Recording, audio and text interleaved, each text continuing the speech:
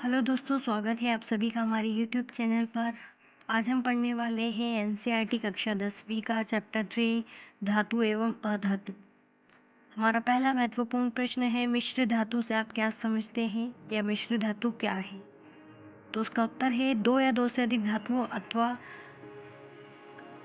एक धातु एवं एक अधातु के समांगी मिश्रण को मिश्र धातु कहते हैं। जब दो या दो से ज़्यादा धातु मिलते हैं या एक धातु या एक अधातु होता है, उनके समांगी मिश्रण को ही मिश्र धातु कहा जाता है। जैसे कि पीतल भी एक क्या है, मिश्र धातु है। बढ़ते हैं हमारे अगले प्रश्न की ओर, जो है आघातवर्धी एवं तन्यता को परिभाषित कीजिए। आघातवर्धी वे धातुएं जो पीटने पर पतली चादर में परिवर्तित हो जाती है, वह आघातवर्धी कहलाती है। जैसे कि चांदी और सोना को भी पीटने पर वो पतली चादर में परिवर्तित हो जाते हैं, वो क्या कहलाते हैं, आघातवर्धी। और ये परिभाषा के रूप में एग्जाम में आता है। साथ ही आता है तन्यता को परिभाषित कीजिए, या तन्य क्या है। तो तन्य वो है जो धातु को पतले तार के रूप में खींचने की क्षमता तन्यता कहलाती है। जब कोई धातु जो कि पतले तार के रूप में परिवर्तित हो जाए, वो तन्य कहलाता है और इस गुण को तन्यता कहा जाता है। हमारा अगला महत्वपूर्ण प्रश्न है, आयनिक यौगिकों के उच्च गलनांक क्यों होते हैं?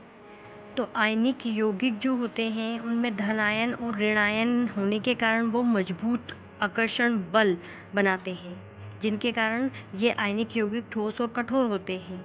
इनके अंतर आयनिक आकर्षण बल को तोड़ने के लिए बहुत ज़्यादा मात्रा में ऊर्जा की आवश्यकता होती है, इसलिए इनके गलनांक उच्च होते हैं। आइए बढ़ते हैं हमारे अगले प्रश्न की ओर, जो कि है खनिज की परिभाषा। तो इस तरह से एग्ज़ाम में क्वेश्चन जो है 2020 में भी पूछा गया था। पृथ्वी की ध्रुवपट्टी में प्राकृतिक रूप से पाए जाने वाले तत्व या यौगिकों को खनिज कहा जाता है। ज़मीन में बहुत सारी चीज़ें पाई जाती हैं, उन्हीं में से एक है खनिज, जो कि ज़्यादा मात्रा में पाया जाता है। ये तत्वों या यौगिकों को ही क्या कहा जाता है, खनिज कहा जाता है। आइए बढ़ते हैं हमारे अगले प्रश्न की ओर।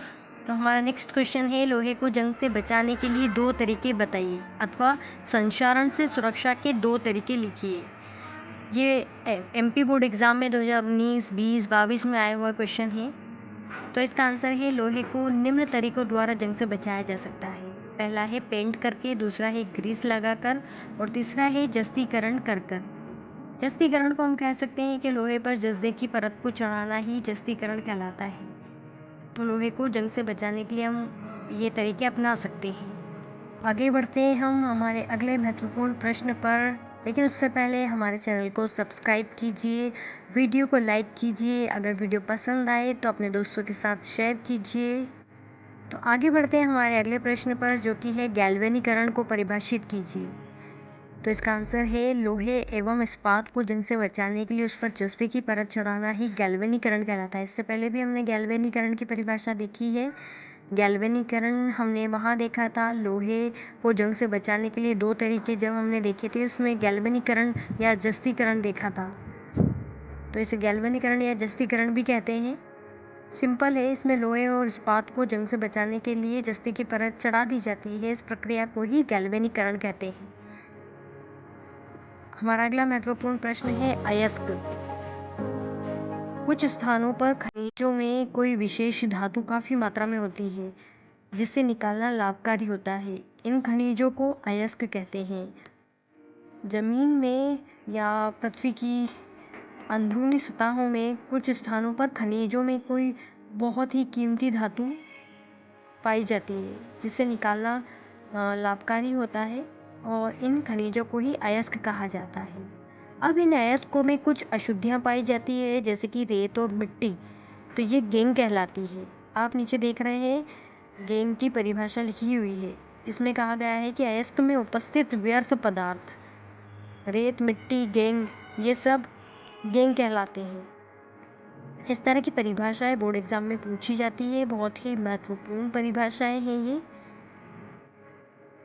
हमारा अगला प्रश्न है, ध्वनिक सोनोरस किसे कहते हैं, उदाहरण दीजिए। तो वे धातुएं जो किसी कठोर सतह से टकराती हैं तो वे ध्वनि उत्पन्न करती हैं। उन धातुओं को ध्वनिक सोनारस कहा जाता है। बहुत सी ऐसी धातुएं होती हैं जैसे कि पीतल है।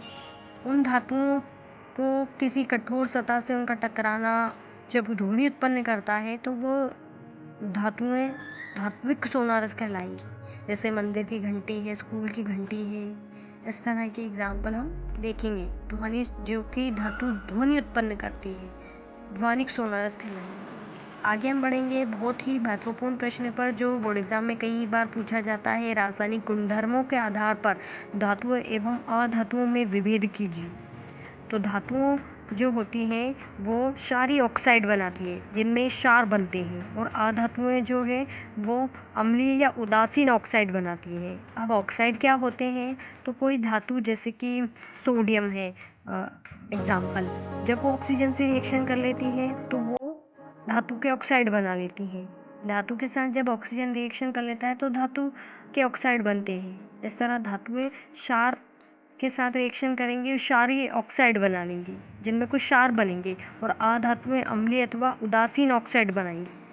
अधातुएं जब अम्ल के साथ रिएक्शन करेंगी तो वो अम्लीय या उदासीन ऑक्साइड बनाएंगी। धातुएं धनात्मक आवेश प्रकृति की होती हैं। धातुओं पर धन आयन होता है, जबकि अधातुओं पर ऋणात्मक आवेश की प्रकृति होती है, उस पर ऋण आयन होता है।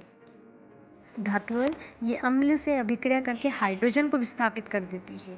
धातुएं जो होती हैं वो एसिड से रिएक्शन करके हाइड्रोजन को विस्थापित कर देती हैं, और ये अपचायक होते हैं। धातुएं क्या होती हैं? अपचायक होती हैं, जबकि अधातुएं अम्लों से क्रिया ही नहीं करती हैं और ये उपचायक होती हैं।